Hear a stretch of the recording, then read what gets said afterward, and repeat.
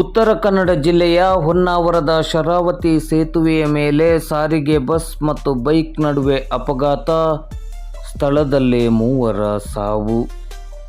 KSRTC bus ಹಾಗೂ bike ನಡುವೆ ಅಪಘಾತ ಸಂಭವಿಸಿ ಬೈಕ್ನಲ್ಲಿದ್ದ 3 ಸ್ಥಳದಲ್ಲೇ ಮೃತಪಟ್ಟಿರುವ ಘಟನೆ ಉತ್ತರ ಕನ್ನಡ ಜಿಲ್ಲೆಯ ಹೊನ್ನಾವರದ ಶರಾವತಿ ಸೇತುವೆಯ ಮೇಲೆ ಇಂದು ಮಂಗಳವಾರ ನಸುಕಿನ ವೇಳೆಯಲ್ಲಿ ನಡೆದಿದ್ದು, ಈ ಬಗ್ಗೆ ಇಂದು ಮಂಗಳವಾರ ಬೆಳಗ್ಗೆ 7 ಗಂಟೆ ಸುಮಾರಿಗೆ ಮಾಧ್ಯಮಕ್ಕೆ ಮಾಹಿತಿ ಲಭ್ಯವಾಗಿದೆ.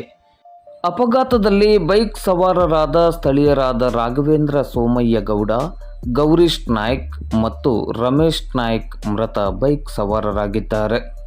ಕೆಎಸ್ಆರ್ಟಿಸಿ ಬಸ್ ಬಿಜಾಪುರದಿಂದ ಮಂಗಳೂರಿಗೆ ಹೋಗುತ್ತಿದ್ದು, ಶರಾವತಿ ಸೇತುವೆಯ ಮೇಲೆ ದ್ವಿಚಕ್ರ ವಾಹನ ಡಿಕ್ಕಿ ಹೊಡೆದು ಬೈಕ್ನಲ್ಲಿದ್ದ 3 ಸ್ಥಳದಲ್ಲೇ ಮೃತಪಟ್ಟಿದ್ದಾರೆ.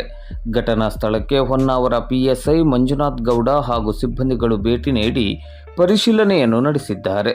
ಹೊನ್ನಾವರ ಪೊಲೀಸ್ ಠಾಣೆಯಲ್ಲಿ ಈ ಬಗ್ಗೆ ಪ್ರಕರಣ ದಾಖಲಾಗಿದೆ.